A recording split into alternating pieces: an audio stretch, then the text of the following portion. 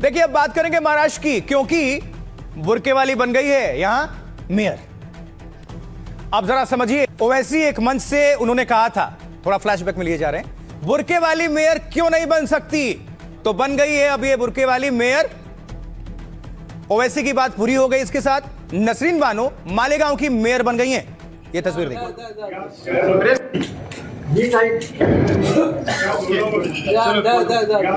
Press करें sir. क्या रहे आपले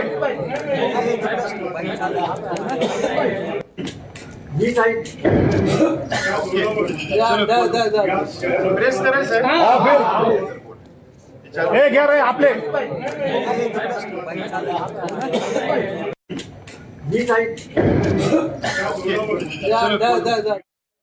अब जरा समझिए समीकरण। नसरीन ने चुनाव के दौरान 43 पार्षदों का इनको समर्थन मिला, जिसमें समाजवादी पार्टी और कांग्रेस के भी पार्षद शामिल थे। ये तस्वीर देखिए मालेगांव के लिए जो वोटिंग हुई।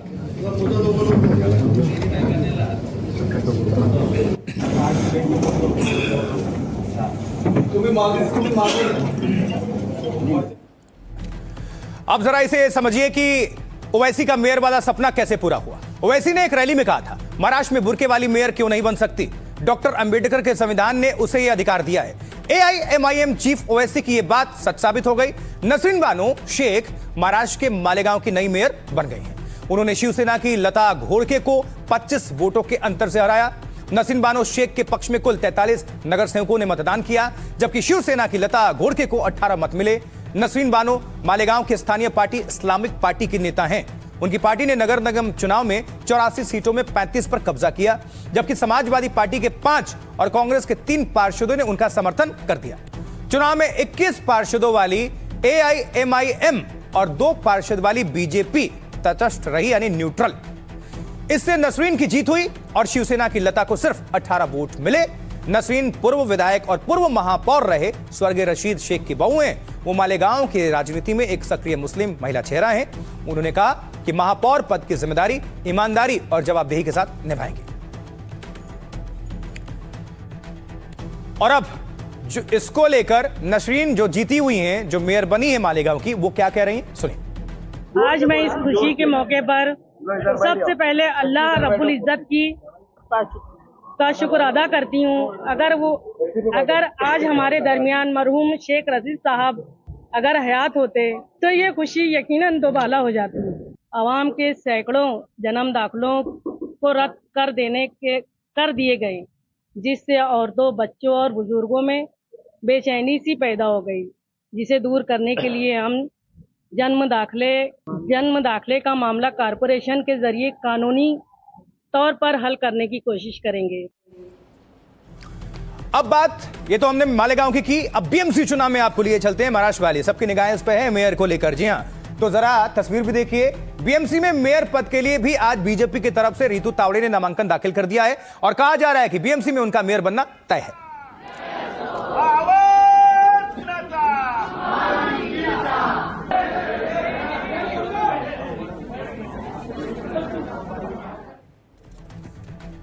देखिए मुंबई में बीएमसी मेयर चुनाव को लेकर तस्वीर साफ हो चुकी है। बीजेपी ने मेयर पद के पार्षद रितु तावड़े के नाम का ऐलान कर दिया है।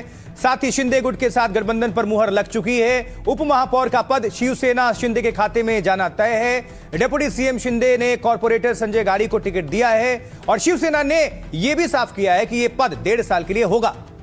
संख्या बल को देखते हुए महायुति की जीत पक्की मानी जा रही है।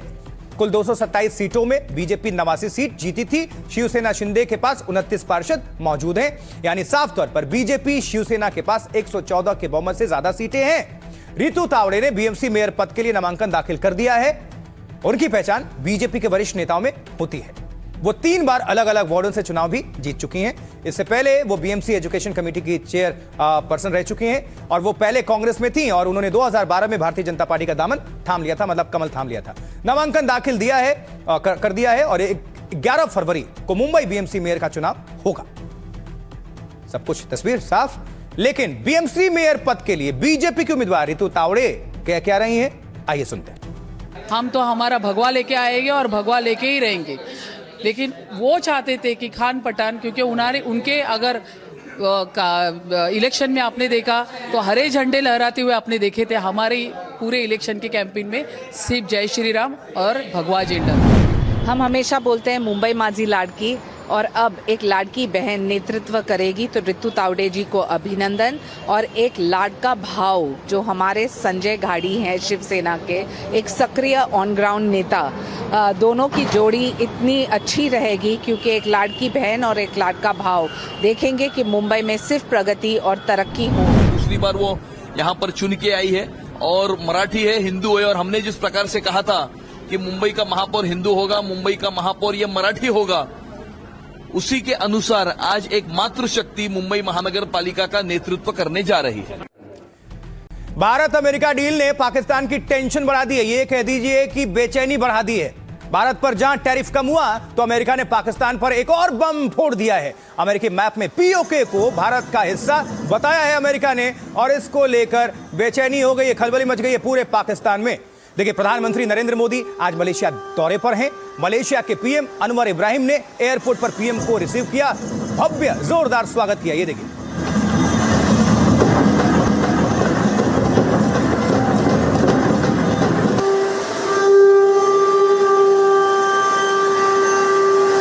खास बात देख रहे हैं, मलेशिया में हैं लेकिन शंख की ध्वनि मलेशिया में भी सुनने को मिल रही है।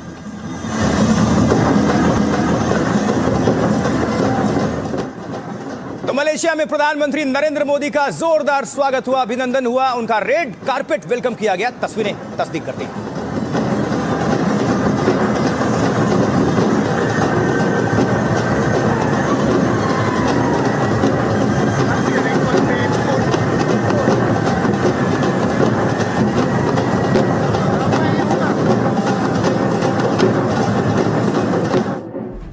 एक और खास तस्वीर दिखाएंगे आपको। देखिए, मलेशिया में प्रधानमंत्री मोदी और मलेशियाई प्रधानमंत्री अनवर इब्राहिम की कार डिप्लोमेसी दिखी। ये देखिए, कार में एक साथ मोदी और अनवर इब्राहिम। ये देखिए, हंसते मुस्कुराते चेहरे, और ये कितनों को जलाएंगे आप समझिए।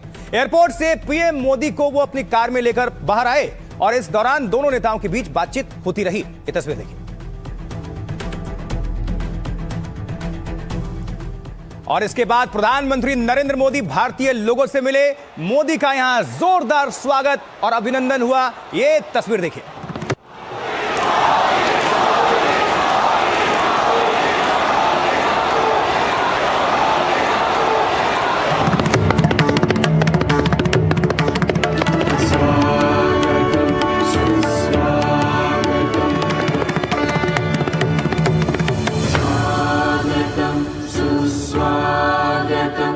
वसुदेव कुटुम्बकम्।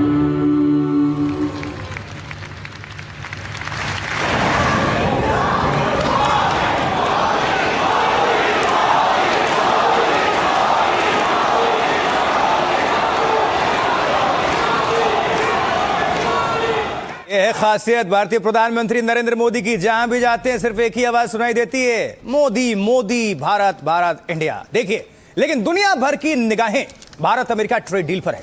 इस डील में ऐसा क्या खास है, डील को लेकर अब नई जानकारी सामने आई है। डील के साथ ही पाकिस्तान की टेंशन काफी बढ़ गई है। मुनीर शहबाज ट्रंप से कई दौर की वार्ता कराए हैं, लेकिन अमेरिका ने पाकिस्तान को आईना दिखा दिया है। अब अमेरिका ने भारत का मैप भी जारी किया है। खास बात है, ये नजर डालिए पहले मैप। अमेरिका ने ये मैप जारी किया, इसमें पीओके को भारत का हिस्सा दिखाया अमेरिका ने। बड़ी बात है ये, और इसे पाकिस्तान तिलमिला बैठा है। इसमें अक्साई चीन को भी भारत का हिस्सा बताया गया है। ये देखते जाइए पहले, ये अब रिपोर्ट देख लीजिए पूरी तरह से। भारत अमेरिका डील के बाद पाकिस्तान की नई टेंशन। अमेरिका ने मैप जारी कर पाकिस्तान को दिखाया आईना। मुनीर शहबाज की डिप्लोमेसी धरी की धरी रह गई। अमेरिका ने बता दिया पीओके आखिर किसका है। भारत हमेशा से पीओके को अपना हिस्सा बताता है। अगर पाकिस्तान से बात होगी तो पाक ऑक्युपाइड कश्मीर पीओके उस पर ही होगी। भारत का टैरिफ 50% से 18% करने के बाद अमेरिका के इस नक्शे ने पाकिस्तान को बुरी तरह परेशान कर दिया है। पाकिस्तान की हालत न माया मिली न राम जैसी हो गई है। कुछ महत्वपूर्ण जानकारियां जिनको आपको जरूर देखना चाहिए। भारत अमेरिका डील से पाकिस्तान पहले ही बेचैन था, टेंशन में था। भारत पर एक्स्ट्रा टैरिफ आज से खत्म हो चुका है। अमेरिका में भारतीय कृषि उत्पादों पर कोई टैक्स नहीं लगेगा, जीरो टैरिफ। समझौते से भारत के लिए 27.18 लाख करोड़ का बाजार खुल जाएगा। भारत अमेरिका से 45,30,000 करोड़ रुपए का सामान खरीदेगा और इतना सब पाकिस्तान को टेंशन देने के लिए काफी था। डील के बाद अमेरिका ने भारत का एक नक्शा भी साझा कर दिया है, बगल में दिखा रहे हैं। इस नक्शे ने पाकिस्तान को बहुत बड़ा तगड़ा झटका दिया है और इसमें पीओके को भारत का हिस्सा दिखाया गया है। यह नक्शा सोशल मीडिया पर वायरल हो गया है जमकर। अमेरिका पहले के नक्शों में पीओके को अलग से दिखाता था, जबकि मुनीर और शहबाज हर दूसरे दिन इस पर दावा करते थे। भारत हमेशा से जम्मू कश्मीर को अभिन्न हिस्सा मानता रहा है, मानता रहेगा। भारत पीओके पर पाकिस्तान का अवैध कब्जा मानता है और इसे हमेशा वापस लेने की बात करता है भारत। लेकिन अमेरिका के इस मैप ने पाकिस्तान के होश उड़ा दिए हैं। हाल में अमेरिका और पाकिस्तान के बीच कई दौर की वार्ता हुई थी। शहबाज के साथ ही आसिम मुनीर को भी ट्रंप से मुलाकात हुई। एक दिन पहले पाकिस्तानी प्रधानमंत्री शहबाज पीओके पहुंचे थे। कमाल की बात है, जोड़ते जाइएगा, देखते जाइएगा। हमेशा की तरह पाकिस्तानी पीएम ने यहां से कश्मीर राग दोहराया अलापा। और अमेरिका के जारी नक्शे में पाकिस्तान के यार चीन को भी झटका लगा है। साथ साथ अमेरिकी मैप में अक्साई चीन को भी भारत का हिस्सा दिखाया गया है। यह है बड़ी बात, यह है इंपॉर्टेंट। प्रधानमंत्री मोदी ने मलेशिया से इस डील पर क्या कहा, अब आइए जरा वो भी आपको सुनवा देते हैं, साथ साथ सुनिए। Friends, earlier, India was seen just as a huge market. Now, we are a hub for investment and trade. India is seen as a trusted partner for growth. Whether it is the UK, UAE, Australia, New Zealand, Oman, the EU, or USA.